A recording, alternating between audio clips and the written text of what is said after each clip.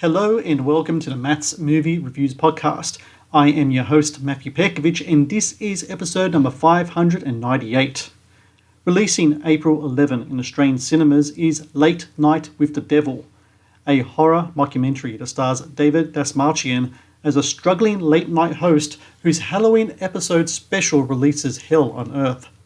A brilliantly conceived and executed mockumentary that taps into the cultural impact of horror and TV during the gritty 1970s. The Australian-made Late Night with the Devil is a unique horror movie experience in which scares are delivered under the bright lights of prime time. Last year, I had the privilege of interviewing the directors and writers of Late Night with the Devil, Cameron and Colin Cairnes. Here is our conversation. Enjoy. And joining me now on a Matt's Movie Reviews podcast are the directors of Late Night with the Devil, Cameron and Colin Cairnes. Cameron and Colin, thank you both very much for joining me today. Thank you. Thanks for having us. So, Colin, I'm going to have my first question go to you first. So, the 70s. Yeah. You know, I understand why this movie is set in the 70s. There's something about the tone, aesthetic of that time. Yeah. Great movies, great music.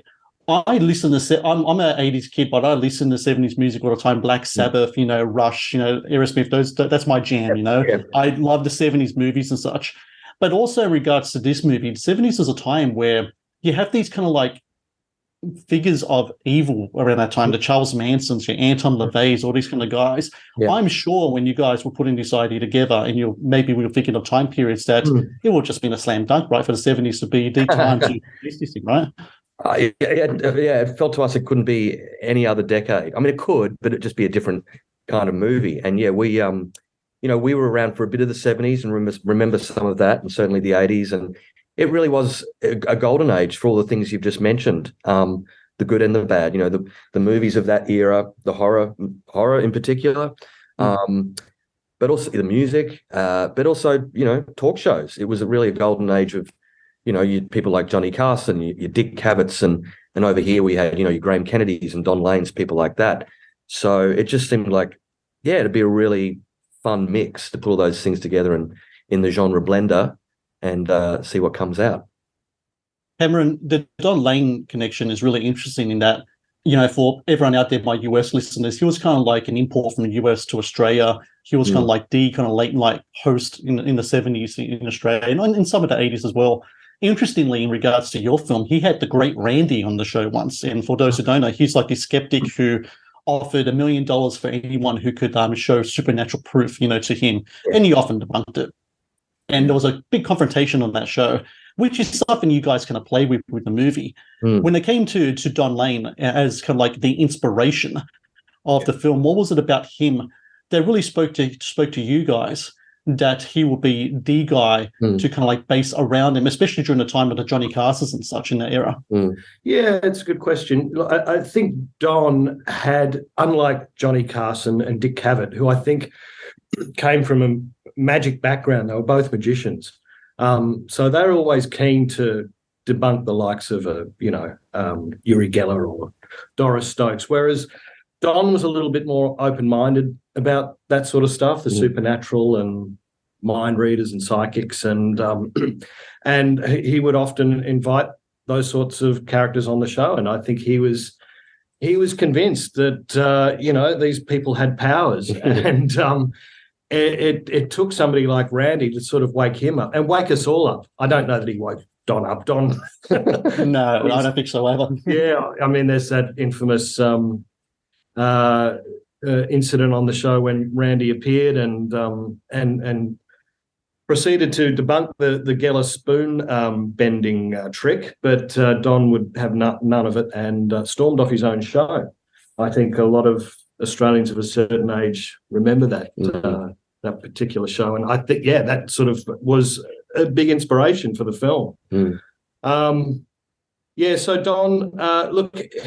It's interesting. When we were writing the character, we probably had somebody more like Dick Cavett in our heads. But when we started sharing some reference material with David, who plays Jack Delroy, he was really drawn to Don, and sort of, I guess, maybe it wasn't so much his delivery or manner. It was just more his openness to all things supernatural. That he really wore his beliefs and his heart on his sleeve, unlike a lot of these cooler professional types. Well, He was Colin, a character. please support Matt's movie reviews on Patreon. Get access to exclusive content, request movie reviews and top 10 lists, and help support my work. Please click on the Patreon link in the description below. The casting of David Dastmalchian as Jack Delroy, the late night host of Night Owls, your fictional late night show, is incredibly inspiring because everyone knows David for his performances, mostly supporting performances and such. But here he's playing a lead, number one, which is terrific. And number two, it's a very charismatic performance as well. We don't see that charisma that much, the comedic timing, all that stuff. But then there's that air of mystery to him as well. Yeah. What was it like getting David on board and once you had him? He just seems like, I've talked to him once in regards to a movie that he wrote and produced, and he's a guy that when he's on a project, no matter how big, no matter how small, he's all in. And I'm sure that was something that you guys experienced as well. Absolutely. He was, we're quite blessed to have him. He was, when we got him, so early in the piece, we had the script, but we also had this sort of lookbook type thing, and it was a mock-up of the old, in Australia, we had the TV Week, but in America, I think it was TV Guide. And this mock-up of what the TV Guide of that year, of that week, of that show would have looked like, with Jack Delroy on the cover and stories inside about the upcoming Halloween special. And, we put quite a bit of work into that. It was really kind of pitching the style, the tone of the film. And that's the first thing I think David saw, and he loved that. And that got him to crack open the script, and then he loved the script and the character. And we were on. And so we were very, very fortunate because, as you say, he is all in. He just commits, 110%. And, it wasn't, he's great, but it's a fantastic cast. The rest of the cast, obviously all local Australian actors, but all of them terrific. Everyone just rose to the occasion, and the chemistry on set was something else. So, but a lot of that had to do with David's commitment and passion for the project. And David is also 100% the horror guy.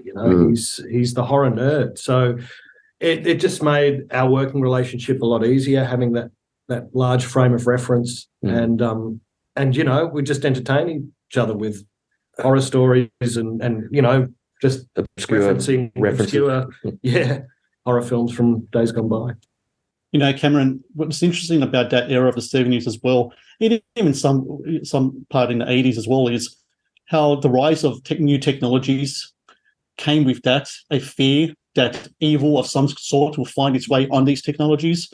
You had, like in the early 80s, Judas Priest and Ozzy Osbourne, other heavy metal artists, with the court cases about messages in their music prompting kids to suicide. And then you had Billy Graham, the great preacher who millions of people listened to after The Exorcist came out.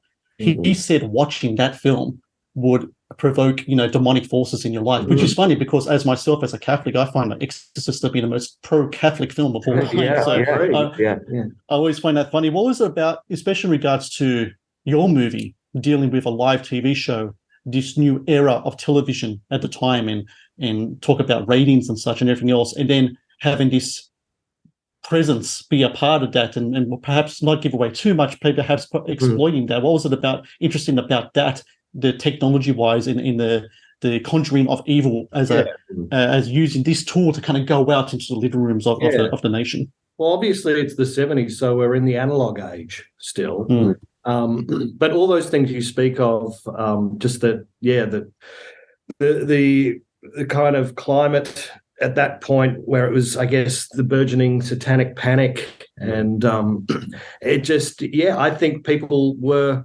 perhaps a little bit more susceptible, vulnerable, naive back then. Not to say that, when today with, the social media and the way that the media has developed over the last 40 years, I don't think much has changed. But I guess, when we're thinking about how the devil might want to reach an audience, it just felt like, that felt like its natural home, live TV, late at night. When we're at our most vulnerable. Yeah.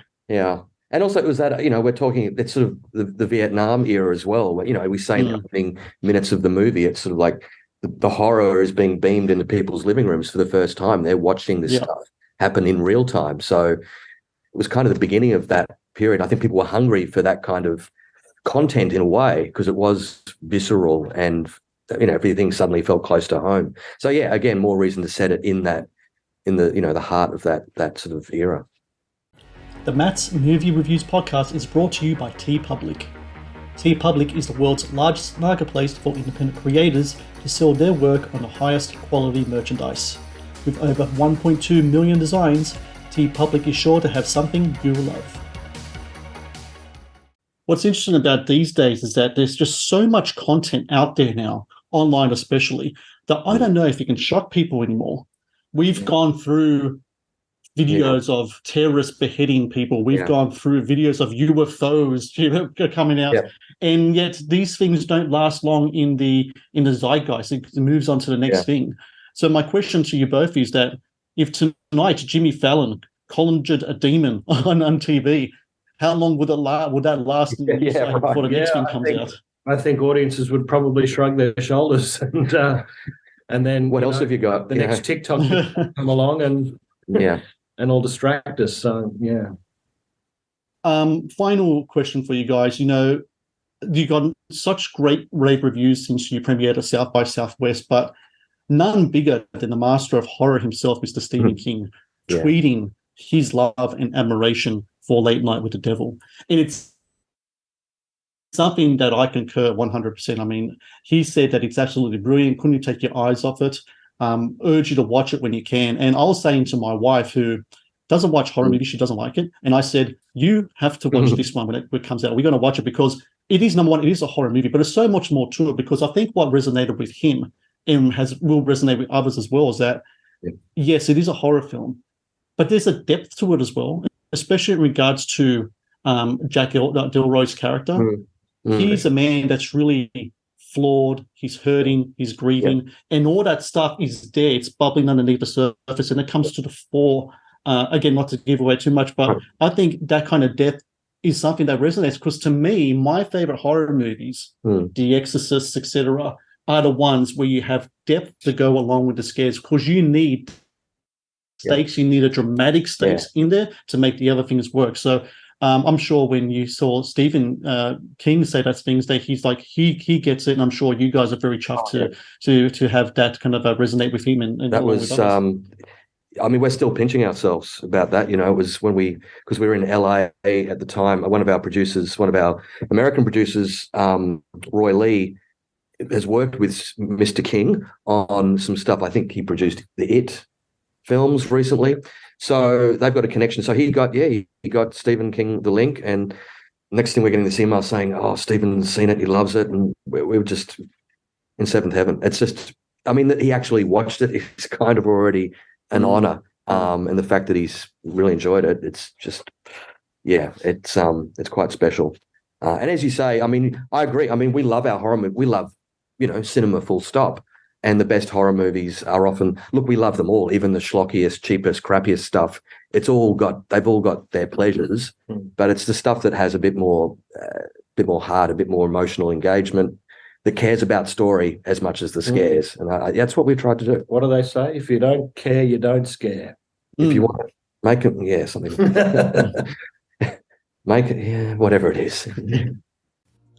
The Matt's Movie Reviews podcast is brought to you by Amazon Prime Video. One of the best on-demand streaming services available, Amazon Prime Video features exclusive Amazon originals as well as popular movies and TV shows. Watch Amazon Prime Video anytime, anywhere. Well, for everyone out there listening, Late Night with the Devil in Australian cinemas soon. I know so many people are really, really excited to watch this film. The buzz is incredible. Heaps of people, when I was telling people I was going to interview you guys, and they're like, "Oh, we can't wait to see the trailer." And then is that going to come out as well? I think when that trailer comes out, people are going to be really buzzing. You're going to go viral very quick with that. And I can't wait for people to watch the movie too, because to me, I think it's one of the best movies I've seen so far this year. It's just absolutely incredible. And for two Australian guys to have directed this film is awesome. And also, on a personal note, Faisal Bazzi, who's in your movie, actually went to high school with him. Oh, really? In high school. So whenever I see him on film, it's always a pleasant surprise because I know me and my classmates are so proud of Yeah. him. Because in school, he was the drama guy, he was the entertainer. So to see him doing such great work and as Christou in your movie and his other films, it's great. So we're going to see him tonight at the Oz premiere for the Sydney Film Festival, and you could not ask for a more dedicated, but more pleasant actor to work with. He is just he's a gem. Yeah. And for everyone out there listening, you couldn't ask for a better horror movie this year than Late Night with the Devil. Watch it when it comes out. I guarantee you're going to have a great time with it. And Colin and Cameron, I thank you both so much for your time. Boys, when the next film comes out, let me know. I'd love to talk to you guys again, and best of luck with this film's release. Cool. Thank you so much, Matt. Great to talk to you. Awesome. Likewise. Thank you for watching the Matt's Movie Reviews channel. Please subscribe for more reviews, podcast interviews, and exclusive content.